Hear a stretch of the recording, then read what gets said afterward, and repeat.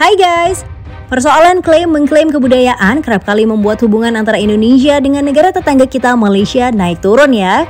Beberapa kali warganet Negeri 62 memberikan komentar pedas atas pemberitaan klaim budaya Indonesia oleh Malaysia. Nah, apa aja sih warisan budaya kita yang pernah sengaja maupun gak sengaja diklaim? Ini dia deretan warisan budaya Indonesia yang pernah diklaim oleh Malaysia.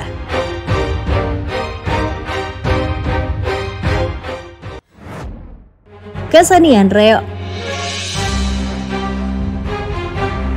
Pada tahun 2017 lalu, warga Malaysia pernah mengeluarkan statement tentang kesenian barongan atau reog seperti ini guys.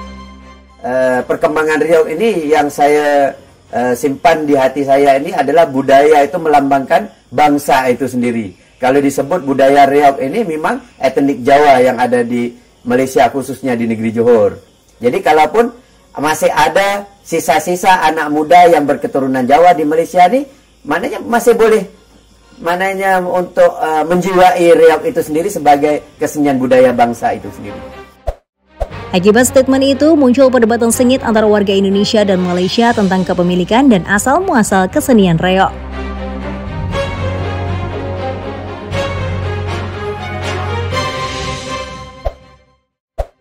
Sempat ada isu beredar bahwa Malaysia akan mendaftarkan reog sebagai warisan budaya tak benda ke UNESCO atas nama Malaysia. Kabar klaim atas reog Ponorogo ini sudah ada sejak tahun 2007 lalu. Mengetahui hal itu, Bupati Ponorogo yakni Bapak Sugiri Sancoko pun segera menyiapkan data dan berkas lainnya untuk mengusulkan warisan reog Ponorogo ke UNESCO. Budaya itu sharing, siapapun boleh menggunakan reog, boleh memakai reog. Tapi kalau pengakuan Ponorogo, reog yang milik Ponorogo, milik Indonesia, milik Jawa Timur, milik kita bersama. Monggo kalau mau dipakai, jogetkan, indahkan, tapi tetap milik Ponorogo, milik Indonesia.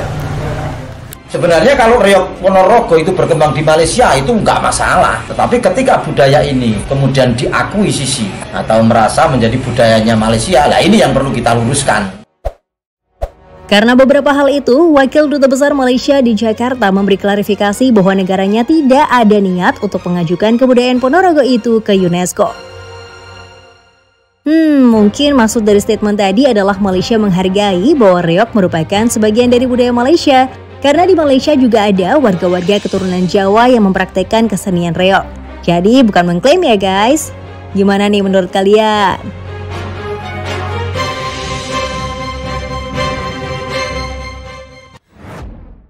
Kontroversi batik. Berikutnya nama Lavanya Shivaji menuai sorotan pada malam penghargaan Miss World Malaysia tahun 2021 lalu guys.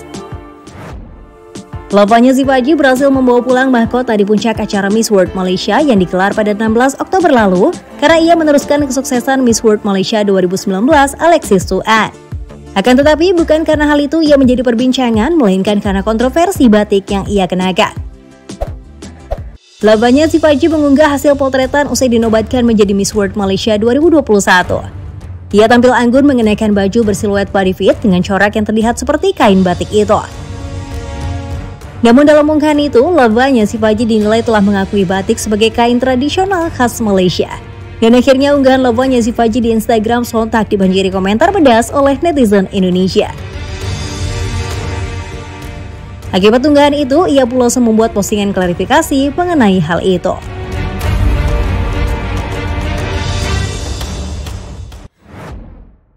Lagu Rasa Sayangi.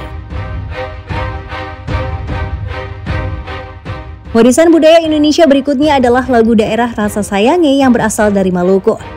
Lagu itu pernah digunakan negeri jiran sebagai iklan pariwisata Malaysia.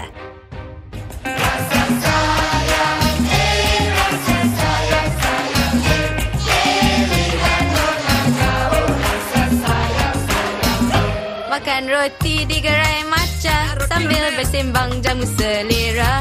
50 tahun merdeka, jemputlah member, come to Malaysia. Tak hanya itu, lagu Rasa Sayangnya juga diputar pada saat perayaan seremonial SEA Games 2017 di Kuala Lumpur. Malaysia's natural gems.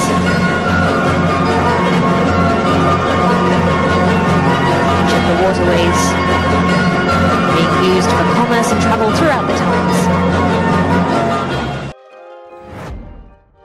Sontak saja hal itu membuat warganet Indonesia geram.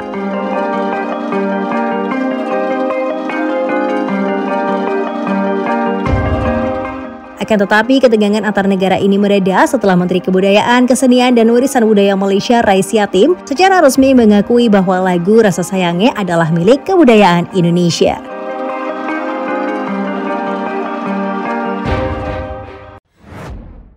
Tari Pendet.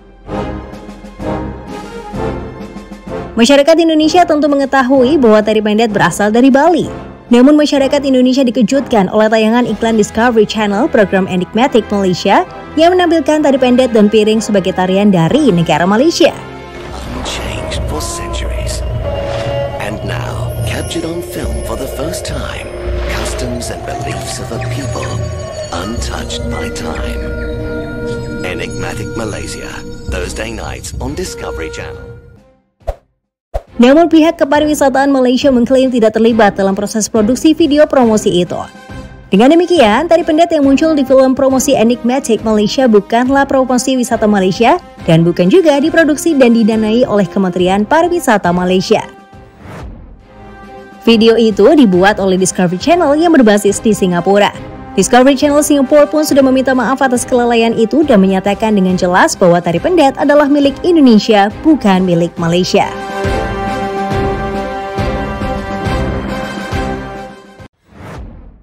Jadi menurut kalian apa sih penyebabnya klaim budaya ini bisa terus-terusan terjadi antara Indonesia dan Malaysia? Komen di bawah ya. Thanks for watching and see you again.